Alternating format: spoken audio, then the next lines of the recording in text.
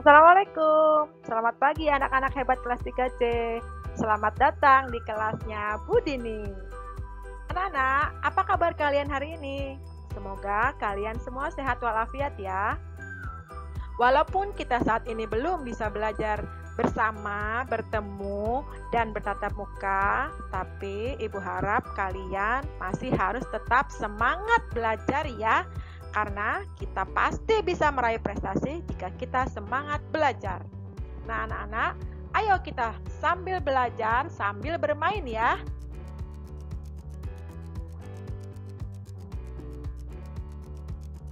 Nah anak-anak, sebelum kita belajar, kita harus berdoa dulu. Mari kita membaca doa sebelum belajar. Selesai.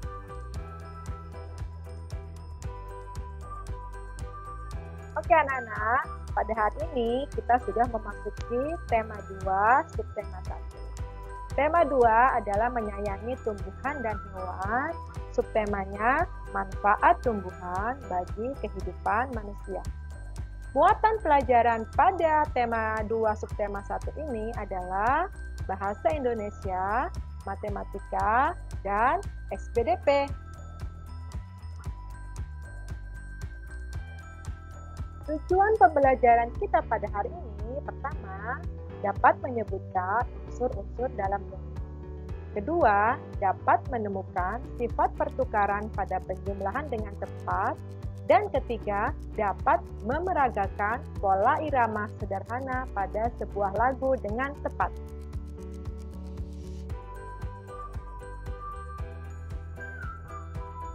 Sekarang, Ibu akan menerangkan tentang apa itu dongeng. Dongeng adalah cerita hayalan yang bercerita tentang kehidupan pada zaman dahulu kala. Di dalam dongeng biasanya berisi amanat atau pesan. Apa sajakah unsur-unsur yang ada dalam dongeng? Yang pertama, tokoh adalah pelaku atau pemeran dalam sebuah cerita. Dua, watak adalah sifat yang dimiliki tokoh dalam cerita. 3. Amanat adalah pesan yang ingin disampaikan pengarang kepada pembaca. Dan yang keempat, latar adalah tempat di mana peristiwa terjadi.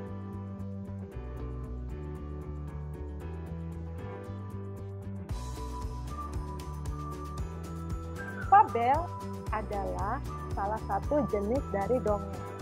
Fabel itu dongeng yang tokohnya adalah hewan. Fabel juga berisi pesan atau amanat.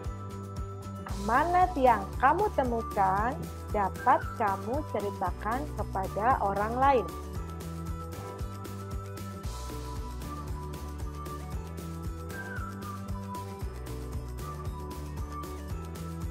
Bagaimana anak-anak? Sudah paham apa itu dongeng dan fabel? Nah, untuk lebih jelasnya, kita saksikan contoh fabel berikut ini. Kisah Bangau dan Merak yang sombong. Pada suatu hari, di pedalaman hutan ada seekor burung merak yang angkuh dan sangat sombong. Ia sangat membanggakan dirinya karena memiliki bulu-bulu yang indah. Keseharian merak selain mencari makan, ia lebih sering berjalan-jalan dan menjumpai binatang lainnya hanya sekedar untuk menyombongkan keindahan yang dimilikinya. Saat merak sedang berjalan-jalan di tengah hutan, ia bertemu dengan bebek, dan seperti biasa, merak beraksi menyombongkan dirinya. Ia mulai membentangkan bulu indahnya di hadapan si bebek. "Lihat bebek, lihatlah bulu indahku ini. Apakah kau punya bulu-bulu yang indah seperti diriku?" kata merak. Bebek yang tidak suka berdebat akhirnya memilih diam dan pergi meninggalkan merak yang sombong itu. "Ah, kau ini memang bebek payah dan jelek," ujar Merak melihat bebek pergi meninggalkannya. Tidak berapa lama hinggaplah Bangau, dan seperti biasa Merak mulai merentangkan bulunya yang indah di bawah sinar matahari. "Bangau, coba kau lihat," kata Merak. "Dapatkah kau mengalahkan keindahanku? Lihat, aku bermandikan kemewahan dan pelangi, sedangkan bulumu kusam kelabu seperti debu." Bangau pun mulai membentangkan sayapnya dengan lebar-lebar, dan kemudian ia terbang ke atas. Di atas Bangau bicara kepada Merak. "Merak, lihatlah aku, apakah kau bisa terbang seperti aku? Ikutilah aku jika kau bisa," kata Bangau. Akan tetapi Merak hanya bisa diam berdiri terpukau karena ia tidak bisa terbang ke atas seperti Bangau. Selesai. Hikmah yang dapat diambil adalah janganlah kita menyombongkan diri terhadap apa yang kita miliki, karena mungkin saja mereka punya apa yang kita tidak miliki. Nah, anak-anak, setelah kalian mendengarkan dan menyimak tentang dongeng tadi, sekarang mari kita berlatih dengan menjawab pertanyaan isi dongeng.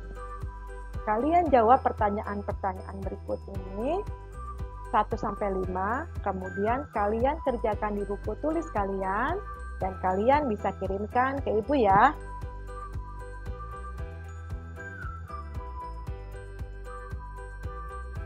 Sekarang kita lanjutkan pelajaran hari ini. Setelah menyaksikan video fabel di atas, sekarang mari kita lihat video tentang sifat komutatif atau pertukaran pada penjumlahan.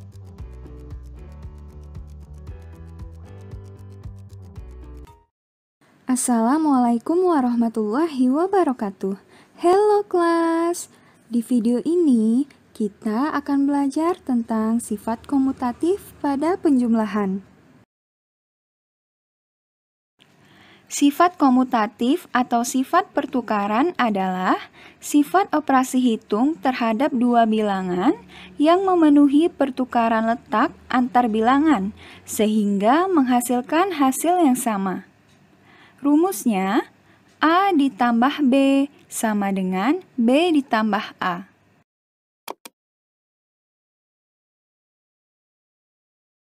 Perhatikan contoh berikut.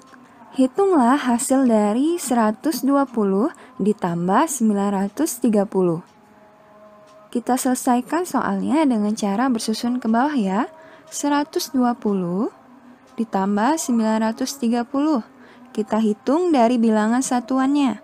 0 ditambah 0 hasilnya 0. 2 ditambah 3 hasilnya 5. 1 ditambah 9 hasilnya 10. Maka 120 ditambah 930 sama dengan 1050. Nah, apabila posisi kedua bilangan kita tukar, apakah hasilnya akan tetap sama? Sekarang kita coba selesaikan hasil dari 930 ditambah 120. Kita selesaikan dengan cara bersusun lagi ya. 0 ditambah 0 hasilnya 0. 3 ditambah 2 hasilnya 5. 9 ditambah 1 hasilnya 10. Maka 930 ditambah 120 sama dengan 1050. Nah, ternyata hasilnya sama ya. Disitulah berlaku sifat komutatif.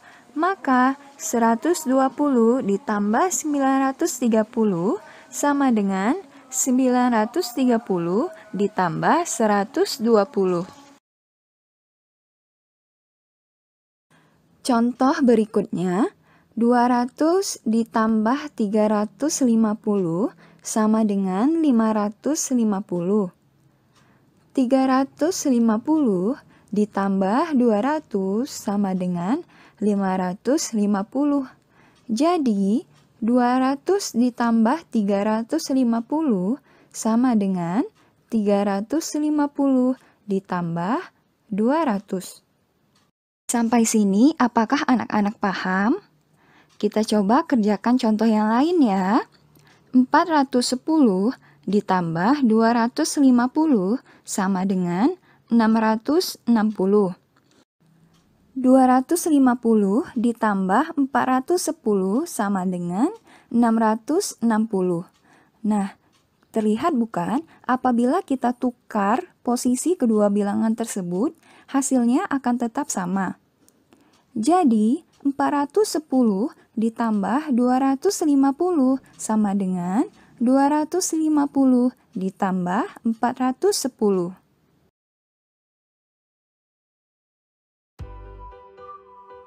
Nah anak-anak, setelah kalian mempelajari dan menyimak video tentang sifat komutatif tadi, sekarang Ibu akan uji kemampuan kalian dengan mengerjakan soal-soal berikut ini. Kalian kerjakan di buku tulis kalian ya. Nanti setelah selesai, kalian boleh kirimkan ke Ibu. Nah, selanjutnya Ibu akan memberikan kalian video tentang pola irama. Kalian simak juga ya.